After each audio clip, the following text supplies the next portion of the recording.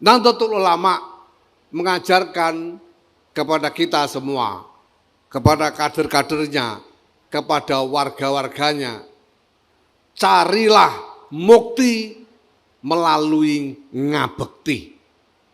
Carilah kemuliaan derajat dengan mengabdi.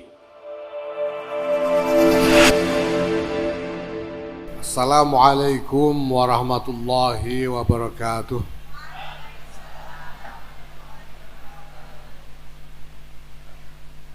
Alhamdulillah wa syukurillah wa salatu wassalamu ala rasulillah Sayyidina Maulana Muhammad ibn Abdullah wa ala alihi wa sahbihi wa mawala.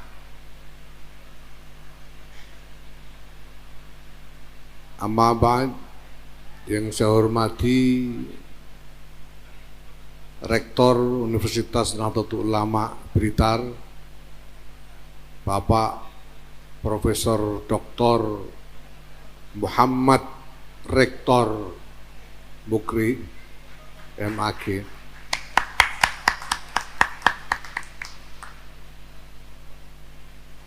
Jadi Pak Mukri ini oleh PBNU dianugerahi nama tengah yang tadinya Muhammad Mukri jadi Muhammad Rektor Mukri, karena beliau ini spesialis rektor. Ketika beliau dilantik menjadi rektor UNU Blitar ini, itu adalah yang kelima kalinya beliau dilantik sebagai rektor.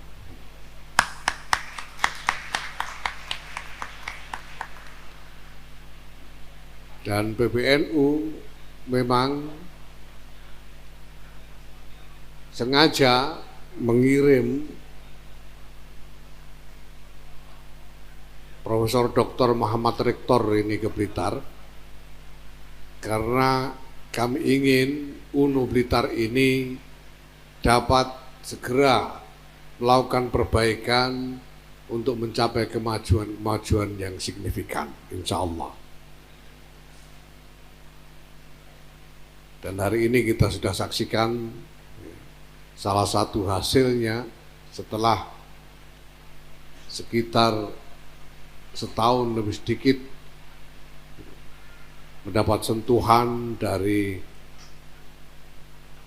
Pak Muhammad Rektor ini. Alhamdulillah, terima kasih Pak Mukri.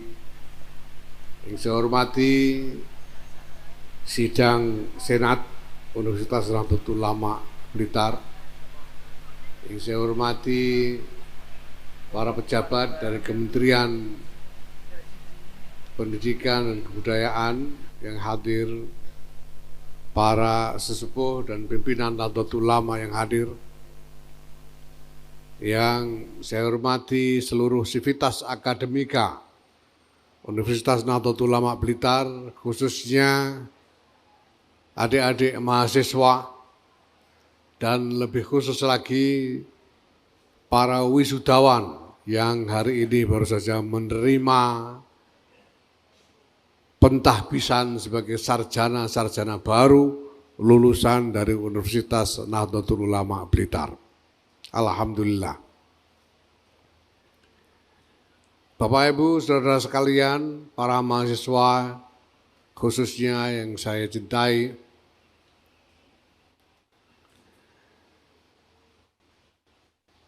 masyarakat kita bersamaan dengan berkembangnya negara bangsa yang kita cintai ini telah melewati fase-fase sejarah, dan bersamaan dengan fase-fase sejarah itu pula berkembang keberadaan sekaligus peran dari pendidikan tinggi di lingkungan masyarakat kita. Dulu, pada awal keberadaan negara bangsa yang baru ini, sesudah diproklamasikan kemerdekaannya, pemerintah pada waktu itu segera menginisiasi perguruan tinggi baru yang dimaksudkan untuk memenuhi kebutuhan akan tenaga-tenaga yang harus mengisi jajaran struktur birokrasi pemerintahan yang ada. Jadi pada fase itu, perguruan tinggi itu diselenggarakan dengan maksud untuk mendidik calon-calon personalia yang akan mengisi jajaran struktur birokrasi pemerintahan yang baru. Maka di samping perguruan tinggi umum, diinisiasi juga misalnya perguruan tinggi agama, yaitu Institut Agama Islam Negeri pada waktu itu. Karena ada kebutuhan untuk mengisi personalia di jajaran birokrasi Kementerian Agama misalnya.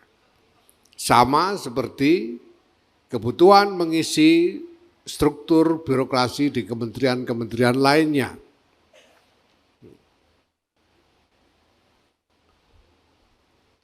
Pada satu titik, tentu saja bahwa lowongan posisi di dalam struktur birokrasi itu sendiri pada akhirnya penuh. Sementara lembaga-lembaga pendidikan tinggi yang ada, di samping lulusannya selalu lebih banyak daripada lowongan posisi birokrasi yang tersedia, juga tidak pernah berhenti terus mendidik mahasiswa-mahasiswa dan menghasilkan sarjana-sarjana. Sesudah struktur birokrasi ini penuh, fase selanjutnya adalah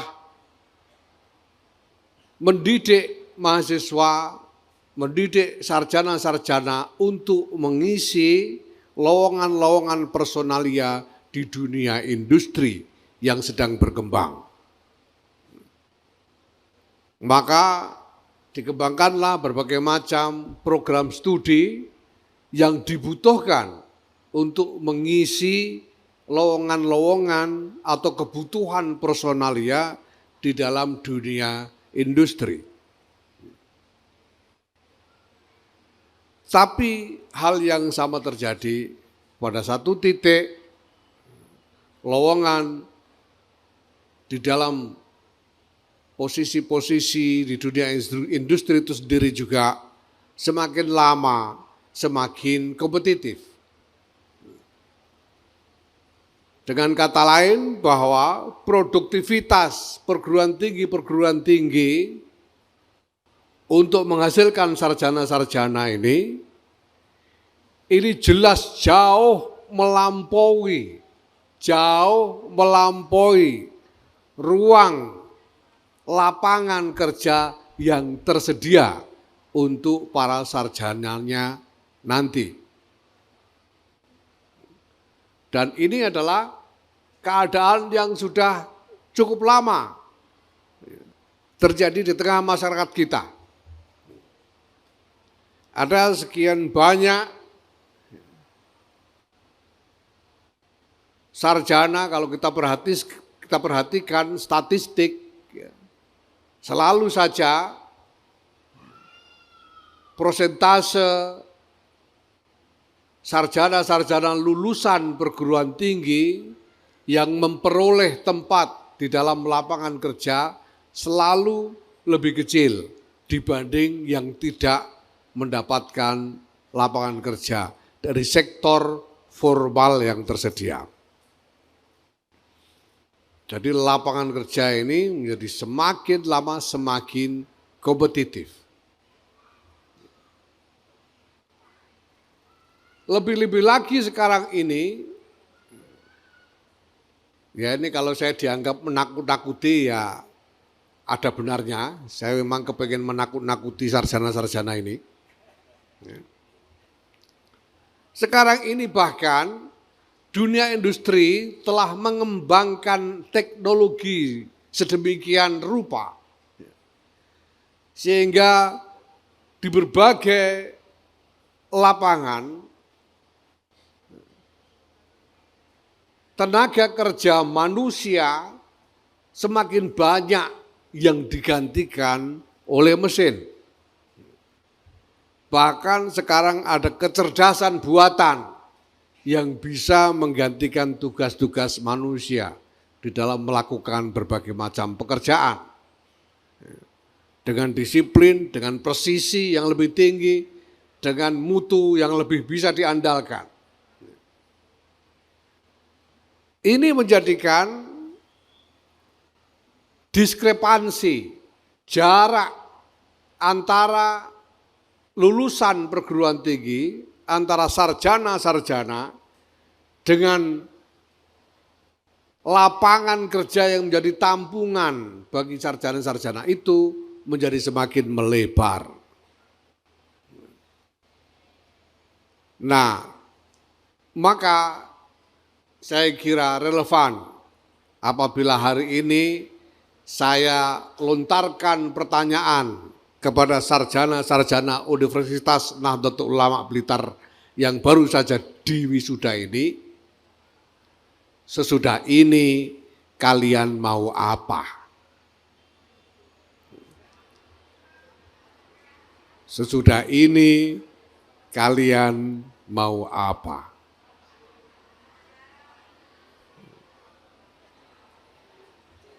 Bapak Ibu saudara sekalian yang saya hormati, ini adalah pertanyaan yang mendasar. Pertanyaan yang mungkin ya sekarang karena hari ini adik-adik ini baru saja dipindah kuncirnya dari kiri ke kanan, hatinya masih berbunga-bunga. Tapi tidak lama lagi kalian harus segera bertemu dengan kenyataan dan harus berpikir, sesudah ini mau apa? Nah, Bapak Ibu sekalian dan khususnya adik-adik mahasiswa, adik-adik sarjana baru, ini semua sebetulnya tergantung pada apa yang menjadi motivasi kalian untuk belajar di perguruan tinggi ini. Kenapa pada mulanya kalian ini ingin belajar di perguruan tinggi? Nah, tadi sudah disebut oleh Profesor Mukri bahwa UNU Blitar ini baru berusia 7 tahun. Ini berarti bahwa UNU Blitar ini baru didirikan 7 tahun yang lalu. Baru didirikan 7 tahun yang lalu. Di tengah-tengah keadaan yang memang sudah tidak cerah lagi buat dunia pendidikan tinggi. Karena prospek yang saya gambarkan tadi. Kalau mendirikan perguruan tinggi untuk mencetak sarjana-sarjana atau untuk mendidik mahasiswa agar lebih mudah mendapatkan lapangan kerja, itu jauh panggang dari api. Karena realitas tidak lagi seperti itu. Lalu apa sebetulnya? Nah, setelah tadi saya tanyakan kepada para wisudawan ini, sesudah ini mau apa? Saya kira perlu dipertanyakan juga kepada NU ini, khususnya NU Blitar, mendirikan UNU ini sebetulnya mau apa?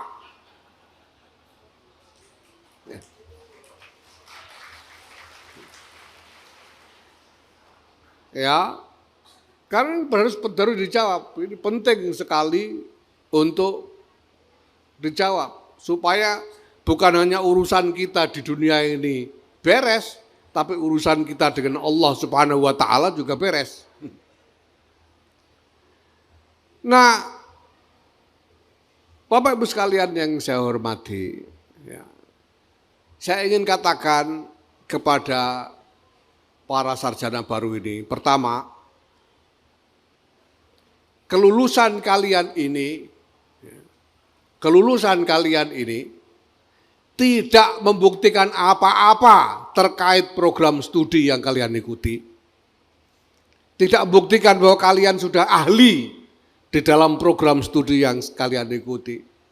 Tidak membuktikan bahwa kalian ini sudah punya kapasitas yang unggul, yang bisa mengalahkan orang lain di dalam bidang-bidang yang kalian ikuti studinya. Tidak.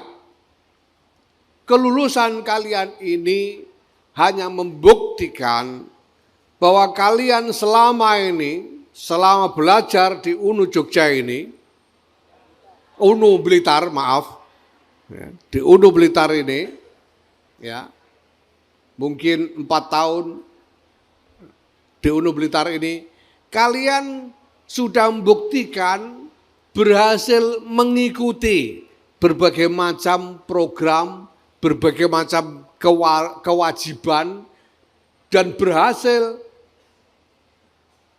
menetapi disiplin di dalam mengikuti program studi yang kalian jalani. Ujian-ujian kalian lewati, tugas-tugas membuat karya tulis kalian selesaikan, tugas-tugas ilmiah yang lain kalian selesaikan. KKN, ada KKN nggak di sini? Kuliah kerja nyata, ada ya? Sudah kalian ikuti. Ini berarti menunjukkan bahwa kalian sebetulnya punya kemampuan untuk menjalani proses dari awal sampai selesai. Bahwa ketika kalian mulai masuk, kalian sadar, kalian memulai satu proses, membutuhkan waktu tertentu, membutuhkan pengerahan berbagai macam kemampuan yang kalian miliki, mulai dari kemampuan pikiran, kemampuan fisik, sampai dengan kemampuan biaya saya kira. Dan kalian sudah membuktikan berhasil melewatinya. Selamat.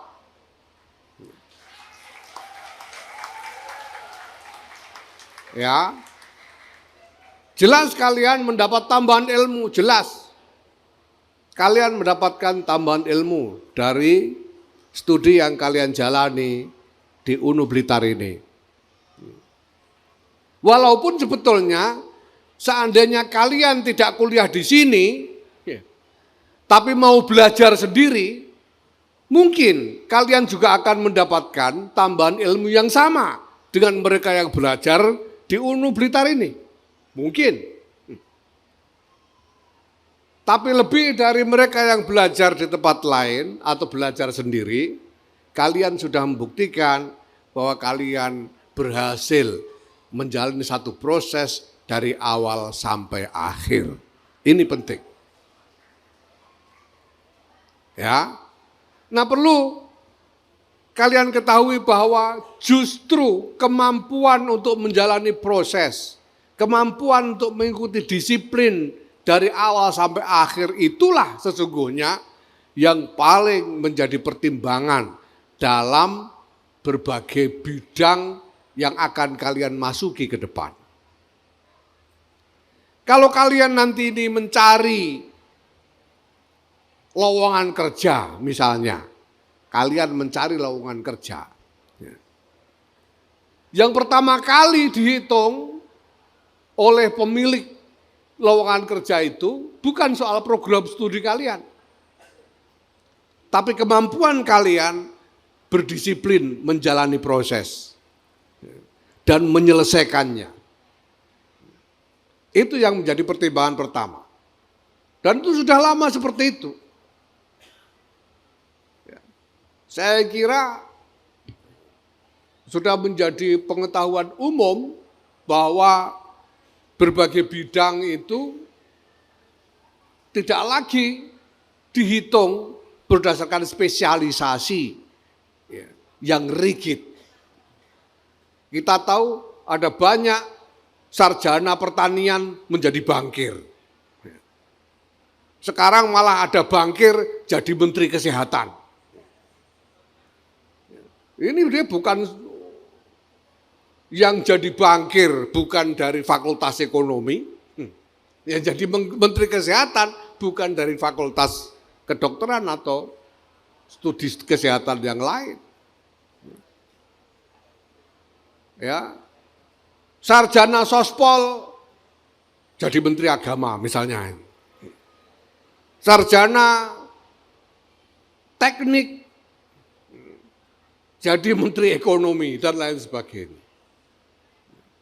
Karena memang yang dihitung pertama kali adalah kemampuan untuk menjalani disiplin dalam satu proses yang diperlukan dari awal sampai akhir. Itu yang pertama kali. Maka saya ingin ingatkan kepada khususnya para sarjana baru ini bahwa proses kalian belum selesai. Hari ini kalian baru melewati satu tahap saja dari proses yang masih panjang untuk pergulatan hidup kalian.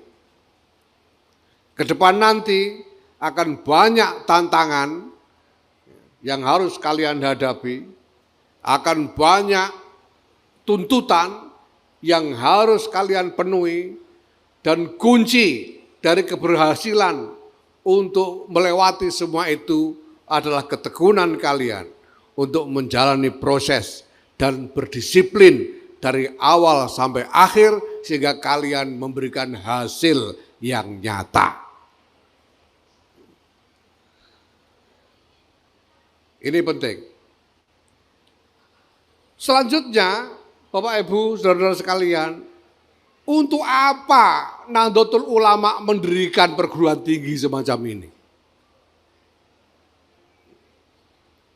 Untuk apa sebetulnya? Nahdlatul Ulama sadar bahwa sebetulnya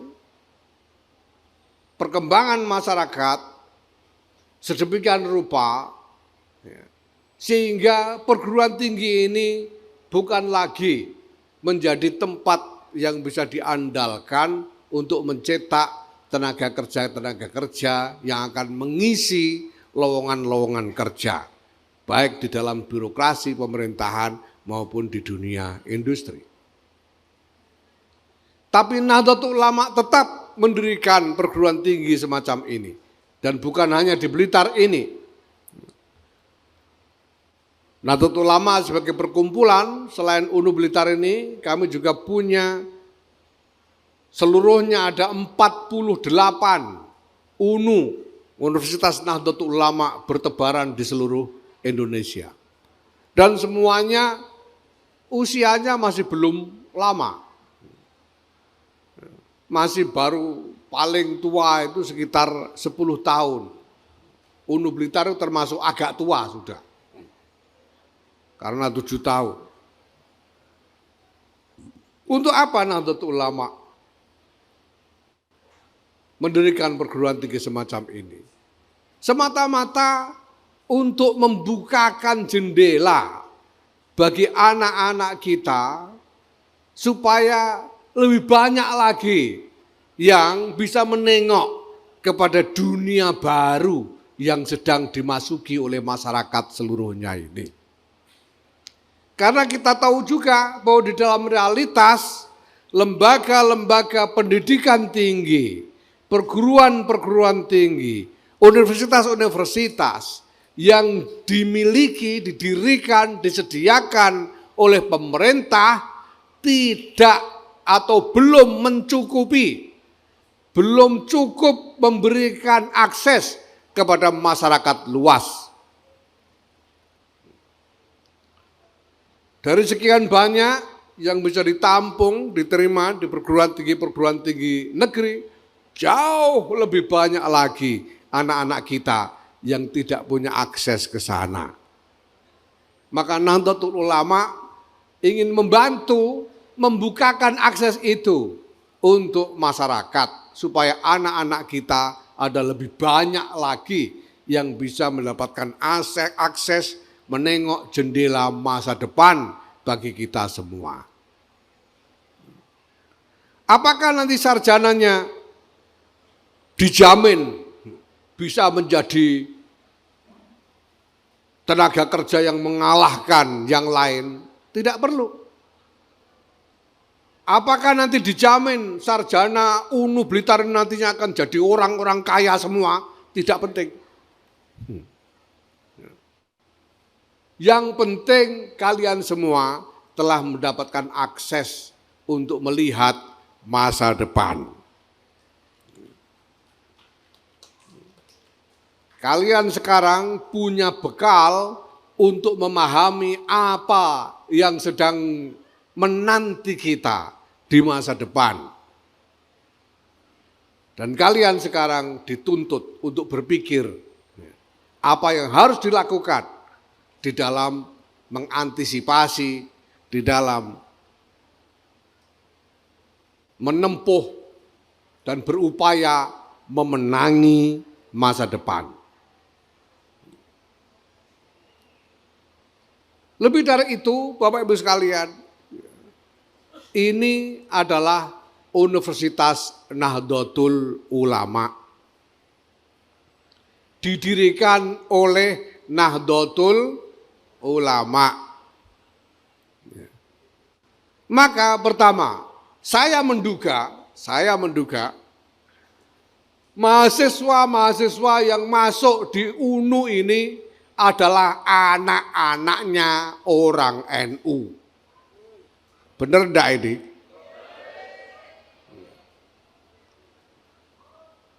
Dan saya kira tidak sedikit dari orang tua kalian, wahai mahasiswa dan sarjana UNU, yang menitipkan kalian di UNU ini, di Universitas NU ini, bukan dengan maksud untuk mendapatkan apa yang dijanjikan oleh perguruan tinggi lain saja, tetapi untuk mengharapkan barokah dari Nahdlatul Ulama. Karena ini adalah universitasnya Nahdlatul Ulama. Dan orang-orang NU, orang tua kalian yakin bahwa NU itu adalah tempat untuk mencari barokah. Maka NU ini didirikan, UNU ini didirikan ya, juga dengan maksud agar mahasiswa-mahasiswanya, sarjana-sarjana yang diluluskannya tidak akan lupa kepada Nahdlatul Ulama selama-lamanya.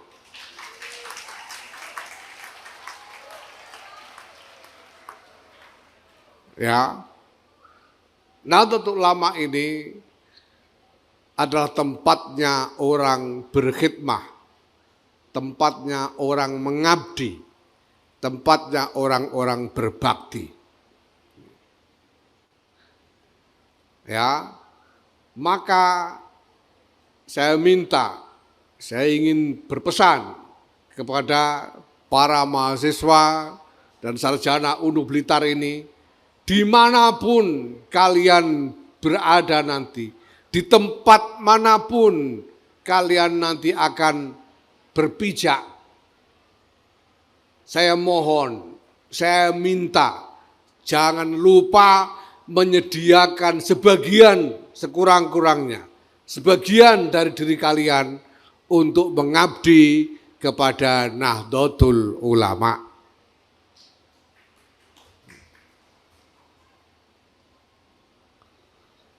Bapak Ibu Saudara sekalian, kita tahu bahwa menjadi mulia, mencapai pangkat yang tinggi itu menjadi impian banyak orang. Banyak orang ingin mukti. Mukti bahasa Jawa itu artinya mencapai pangkat derajat yang tinggi.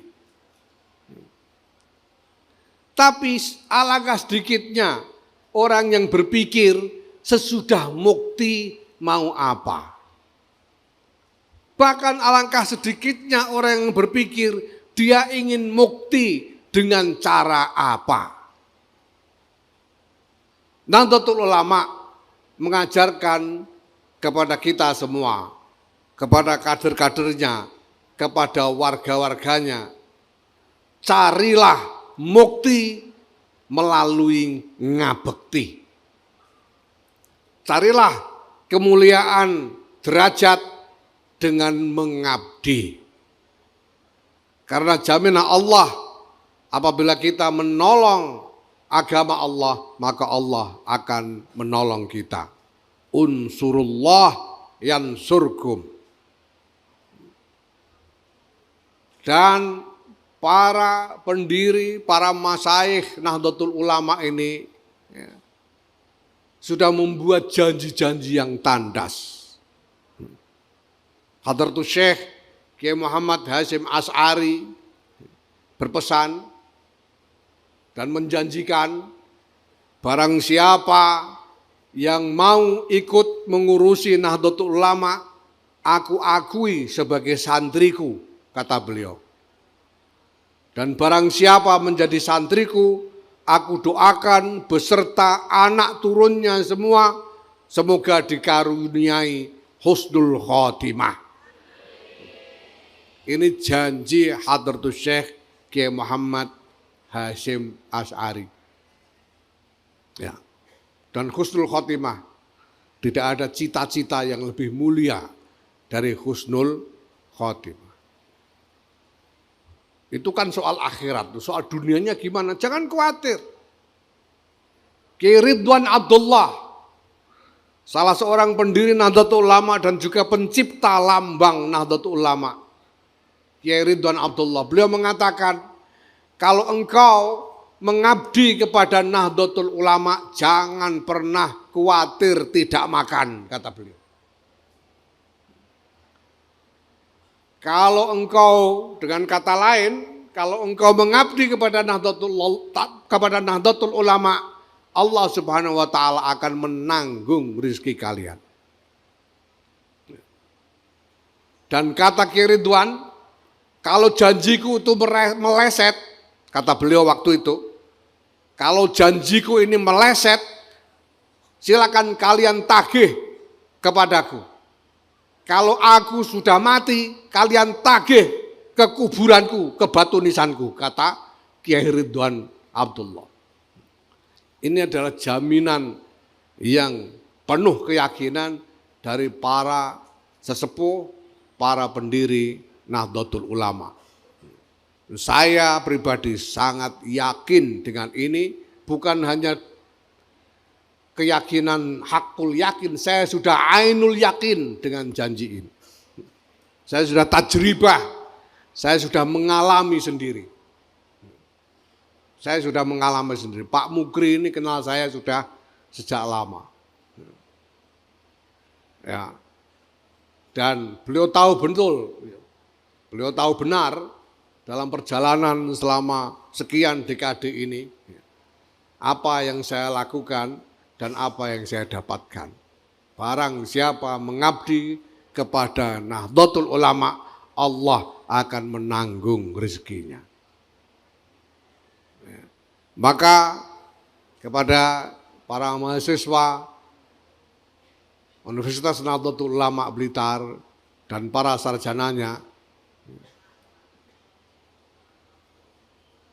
belajarlah sungguh-sungguh, hayatilah, pahamilah sungguh-sungguh dan hayatilah, kemudian amalkanlah, bukan hanya materi-materi pembelajaran dari program studi yang kalian ikuti saja, tapi juga nilai-nilai Nahdlatul Ulama. Semoga kalian semua akan terus memegangi nilai-nilai Nahdlatul Ulama itu, sehingga kita semuanya bersama-sama seluruh jamaah warga Nahdlatul Ulama mendapatkan limpahan barokah Allah Subhanahu wa taala. Sekali lagi saya ucapkan selamat, mabruk, alfi mabruk. Semoga kalian semua terus di dalam lindungan, bimbingan, limpahan pertolongan dari Allah Subhanahu wa taala. Amin ya rabbal alamin. Menurut Wakil Rais Am Kiai Anwar Iskandar sekarang ini amin harus diteruskan dengan ya rabbal alamin supaya tidak syubhat. Saya mengikuti beliau. Terima kasih. Wallahul muwaffiq ila aqwamit thoriq. Wassalamualaikum warahmatullahi wabarakatuh.